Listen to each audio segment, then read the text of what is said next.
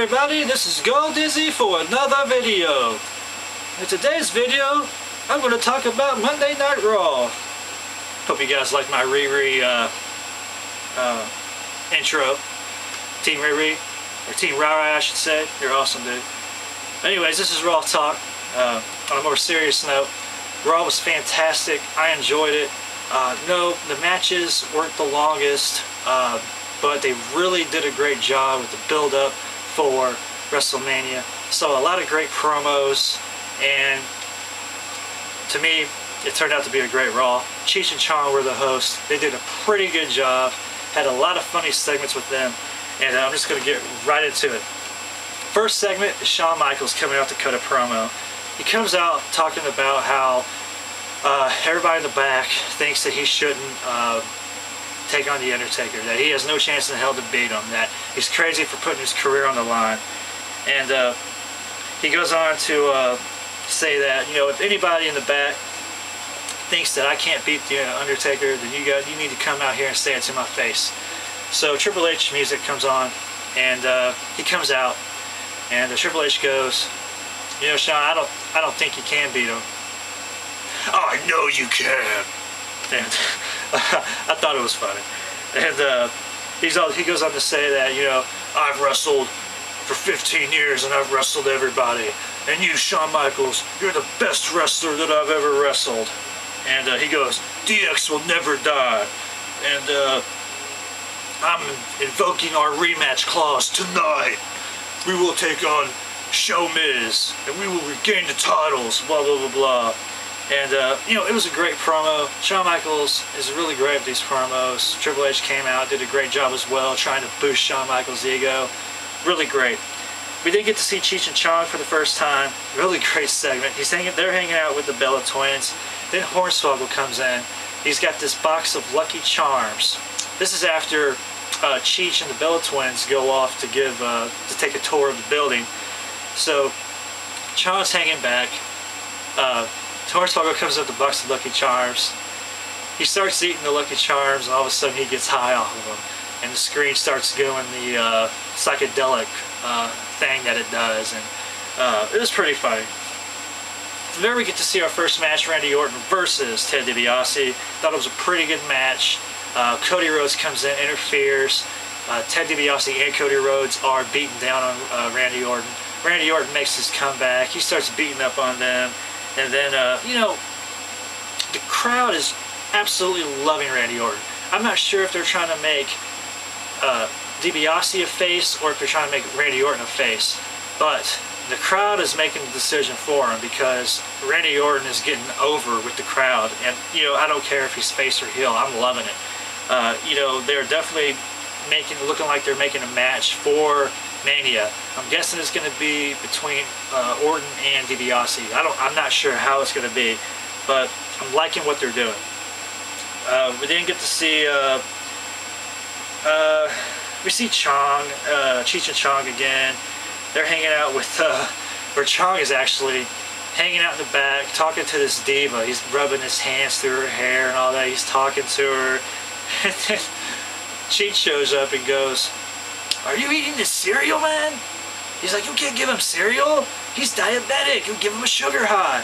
And then all of a sudden, it's William Regal that he's actually rubbing. And I thought it was pretty funny. And anyways, from there we get to see a great montage of Cena and Batista.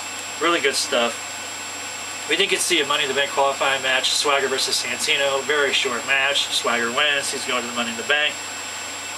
Then Cena comes out to talk about, you know, Batista and try to confront him for what he did last week. Cuts a really great promo. He goes on to say how he doesn't understand why Batista is attacking him. You know, he's already the champ. Why is he doing this? He goes on to say how I'm going to have to pay him back for what he did to me. Batista comes out with like 6 security guards. John Cena goes on to say, you know, Batista, you're so big and bad. Why do you have all these security guards? Batista's like, oh, they're not for me, they're for you. They're to protect you from what I'll do to you. Batista cuts a great promo. You know, I wasn't really liking Batista, but he really shined tonight as a heel. I really think he did. And he goes on to say how, you know, we're the 2 biggest stars since the Attitude Era. He actually mentions the Attitude Era. I really thought that was awesome. He goes on to say that, you know, we're the two biggest stars since the Attitude Era, but I can't believe that they actually passed you the torch that Stone Cold Steve Austin used to carry. He does. I don't get it. You know, of course, the crowd is loving Cena. They're really hyping him up. And then he goes on to say, you know, I beat you up for 2 reasons last week. Number 1, to prove that I'm better than you. And then number 2, you know, I just don't like you. And then Cena goes on to say that, you know, he does his promo where he talks about how he eats, breathes, and sleeps wrestling. Really heartfelt, really powerful and passionate. Really great promo by both of these guys. It was fantastic. Batista's the best line of the night. Batista goes, keep kissing babies and kissing fat girls, or keep kissing babies and hugging fat girls. I'll be in the gym working out and winning championships. I thought that was the best line of the night. We didn't get to see another Cheech and Chong segment. You know, Chavo and Primo and Carlito are all back there. I don't really want to talk about that. It was kind of probably the worst segment of the whole night.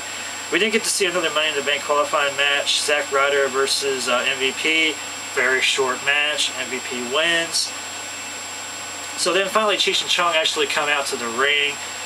Chong is pretending to smoke the mic. I mean, it was hilarious. He like tries to light it up. I mean, it was great. You know, this was the most non-PG Raw so far that I've seen in a long time. Ever, you know, since Snoop Dogg was there. But this was even worse than when Snoop Dogg was on.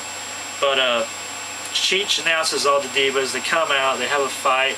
Jillian Hall, man, looks pretty good for a split second when she starts clotheslining everybody. But then, you know, the match is over when Eve wins. She does this awesome, like, flip leg drop. You know, and then Gail Kim had another awesome move where she does this, like, she sticks her foot in the opponent's face and then drops down. And it's like a modified kind of, like, jawbreaker. Fucking awesome. We did get to see that another Hall of Fame inductee, Mad Dog Vachon. Very cool. So Vince comes out. And Vince wants Bret to clear his name from what happened to him 2 weeks ago when his leg got hurt. You know, Vince had nothing to do with this, so he wants Bret to clear his name. Bret doesn't know if he can do that because he's not too sure about Vince McMahon. Vince McMahon goes on to say, you know, if you're gonna, you called me a liar, world champion liar. Well, if you're gonna be a liar, you better be a world champion at it. He goes on to say how, yeah, he did lie. He didn't want Bret to come back this week to say a farewell. He wanted to come back to belittle him, to talk more trash to him. Basically, they go on back and forth, calling him a coward, saying that he kicks the crutch out from underneath Bret. Bret falls down. He challenges him to the match. You know, he's like, "Didn't you challenge me to a match?" And then Bret Hart goes, "Well, look at me. I've got a broken leg. I can't fight you." And Vince is like, "You're Bret the Hitman Hart. You can heal up in 6 weeks. It was 2 weeks ago. You got 4 weeks to WrestleMania. That's 6 weeks. You can fight." He keeps egging him on until finally Bret Hart agrees. So right now we're going to see Bret Hart versus Vince McMahon at WrestleMania. Not too sure about the match. It should be decent at least, but very good promo, I thought. I can't give it justice on this review, but it was pretty good in my opinion. Then we get to see, finally, the end. DX versus Show Miz. They're having a great match, I thought. And then all of a sudden, Undertaker pops up on the screen. Shawn Michaels gets distracted, and then Miz gets the win. And Triple H tries to, you know, console him and say, "What's up?" And Shawn Michaels throws his temper tantrum. You know, don't touch me. I don't want no part of this. So he's leaving. And then out of the crowd comes Sheamus. He comes in and attacks Triple H. So it looks like we're going to see Sheamus and Triple H at WrestleMania. Sheamus really got Triple H good. I thought it was a great way to end the show. He gives him the bicycle kick into the announcer table. It flips him over the announcer table and all that. It was really good. Sheamus is standing on top of the announcer table over Triple H. That was a great show overall. I liked Cheech and Chong. I thought they did a good job. Chris Angel, the Mind Freak, is the host for next week.